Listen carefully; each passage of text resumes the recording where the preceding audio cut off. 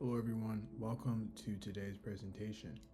You don't need them, you were made to be born of fire.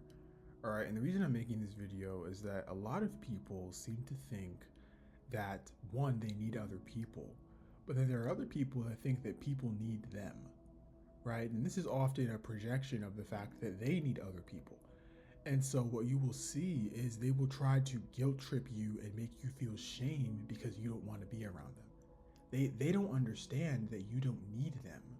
And so if they try to make it look as if you should be honored that they invited you to hang out with them and then you cancel last minute, they'll try to make you feel as if you should feel ashamed. Like, do you know who I am? Like, I'm the great so and so that invited you. What do you mean that you're not going to go hang out with me? But they don't realize that you don't need them. And that too, that whatever it is that they think that they are isn't a thing. It's not real. It's like they essentially are just proud. And realizing that some of us, you were made to be born of fire. You were not meant to be the individual who is always looking for a helping hand. You were meant to weather the storm by yourself because that experience was ultimately going to define you and make you pure as gold. All right, so we're going to start with the foundation of self, comfort in one's own skin. The reality for all of you that are watching is that not everyone is comfortable in their own skin, right? It's just something that we have to acknowledge. Um, the shift that you will see when you do truthfully feel comfortable in your own skin is when you reach a point of true internal comfort. Your sense of self, your peace of mind, your overall mental soundness is a result of internal comfort and not external validation. Okay, and the filter that can be used here that you can see is that high self worth naturally filters out fake connections. Because what will end up happening is that you have people that are not truthfully at peace with themselves. They do not feel comfort in their own skin. And because of this, they're actually looking for other people to mirror. They're looking for other people to copy. They're looking for other people to sort of feel safe or comfortable around. They're looking for their tribe, if that makes sense. Um, but the reality is that when you're a high self worth individual, you can almost filter out these fake connections, people that are only looking to use you so that they can sort of discover who they are, not realizing that you can never really build a strong foundation of self by attaching yourself to the personality or likeness of somebody else. It all starts within. And the standard here, the gold standard, is that interest is reserved for authenticity, not proximity. And what I mean by this is that you want to reserve friendships for real, authentic, genuine relations, not simply because an individual works right next door to you or because you're in the same class as somebody else. You need to have a mentality of I am no longer looking for nor interested in fake friends. A lot of people, they end up befriending individuals because of proximity. Or they see them in the cafeteria, or maybe they go to the same school, they live in the same dorm, and they think that proximity is the standard for making friends when it's actually authenticity. You don't want these fake connections. Okay, you want to have a high amount of self worth that makes itself known by the fact that you only are looking for genuine, authentic relationships. You're not willing to stoop down to meet other people where they're at with their lack of comfort in their own skin, their lack of understanding who they are, and having this fake connection, especially just because of close proximity to them. Now, we also have to identify the energy vampire and the anatomy of a parasitic connection. Now, the motivation of an energy vampire is a drive. Okay, they are driven by misery and an inability to weather the storm alone. Okay, these are individuals who, quite frankly, cannot sit still. They do not know how to sit with their own thoughts for more than probably 2 or 3 minutes. They're constantly in a state of consumption because they're miserable. All right, and so what they do is that they seek yes men. They seek people that simply go along to get along, people that simply validate their existence and their own pre existing beliefs and ideologies. And the method that they use is they are overly friendly, right? When you're sitting on a gold mine, when you're really happy and comfortable, you're not really looking for other people to validate that. because you know your worth, you know what it is that you bring to the table. But individuals who do not have any gold but are rather sitting upon a pile of trash, they're very friendly. They're overly friendly, actually. They use excessive flattery and smooth talk. They'll try to use different manipulation tactics to make it seem as if there's a connection. And so, for example, something that they will do is if you're sitting at a table with them, they'll bring up a picture of their family member, like a cousin or a brother or a sister, and then try to say that you look like them. Oh, well, you kind of remind me of my sister, or you kind of remind me of my cousin. This is all to make you feel as if there's some type of familial connection when there isn't. It's straight up manipulation and flattery. All right, and they also will have one-sided dynamics designed for their benefit alone. And so, in the mind and mentality of the energy vampire, they only befriend people that they think of as being worthy to be their friend.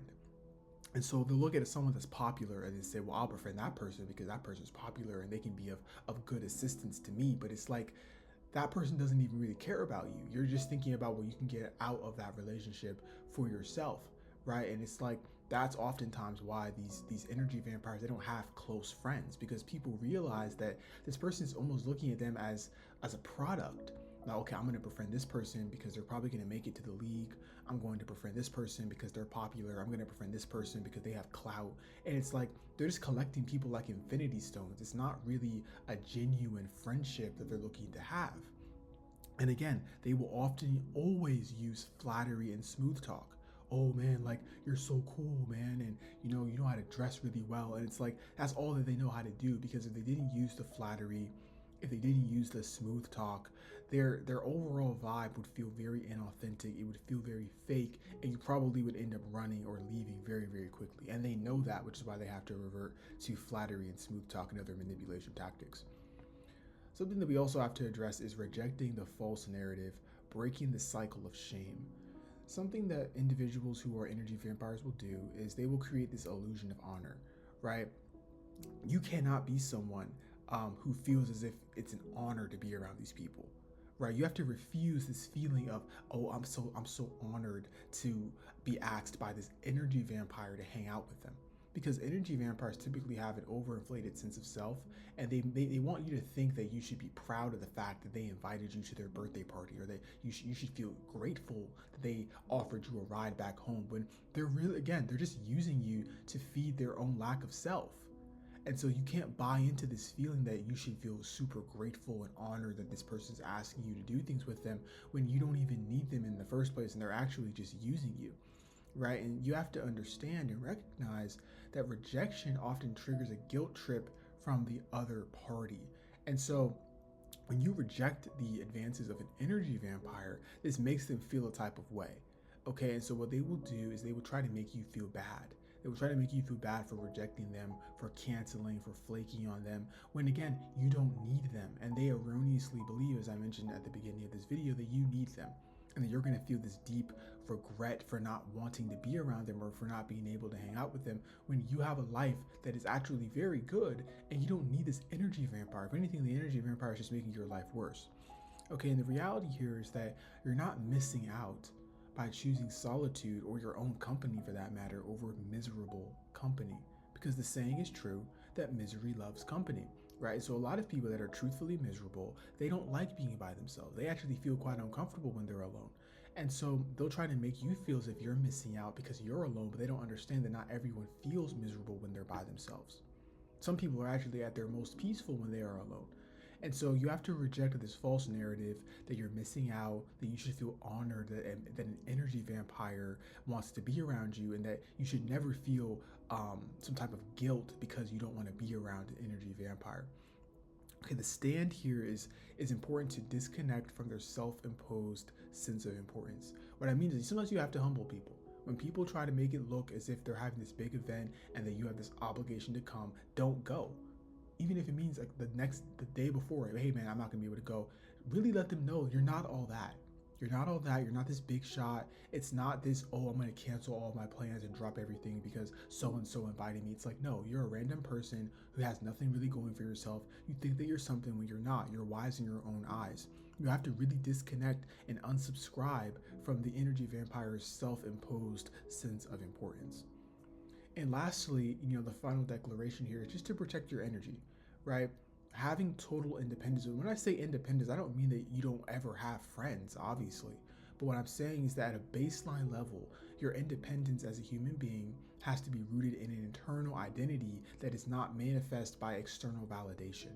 Okay, you need to have complete and total independence and autonomy over your current state of well being that has absolutely nothing to do with other people making you feel good. Okay, when you're at a place where you start to feel bad because you don't have people telling you that you're the best, you don't have people constantly reminding you that you're a superstar. That's not healthy. Okay, you need to have complete independent control of your mind and how you feel. You need to be able to regulate your own emotions without the external input of other people. Okay, and the action here is to stay away from those who drain you rather than contribute. Okay, when you're around an energy vampire, you will feel drained after literally 30 seconds of being around them. They're constantly asking you questions, they're constantly almost interrogating you for insight and information. They're not pouring into you. Okay, and so when you realize that you're talking to an individual like that who really is almost stealing your peace and your joy, get away. Just stay away from them, because if I can tell you one thing, I can tell you that this has nothing to do with you. Okay, these miserable energy vampires, they were miserable way before you even knew they existed. And so don't feel as if you're the reason for their behavior. It has absolutely nothing to do with you. And the final result here is a life free from the parasitic attachment of others. The main way that you can tell that you're dealing with a parasitic individual is that they will take personal offense when you don't talk to them, right? Because the energy vampire is looking at you as a constant source of supply, right? Food that they need to feed on. And so when you begin to tell them no, you stop calling them, you stop hanging out with them, they take personal offense. Someone who actually has a life, who actually is content. I mean, I've seen jokes about this, how it's like you might see that one homeboy for the first time in 3 years and there's no hard feelings, because it wasn't as if you were parasitically attached to him. It wasn't as if you were feeding off of his life energy. And so if you didn't see him for a few years, it was like it was all good. But when you're dealing with a parasite, they need you. They're constantly feeding off of you. They need you to sustain themselves. And so they take great personal offense when you begin to distance yourself.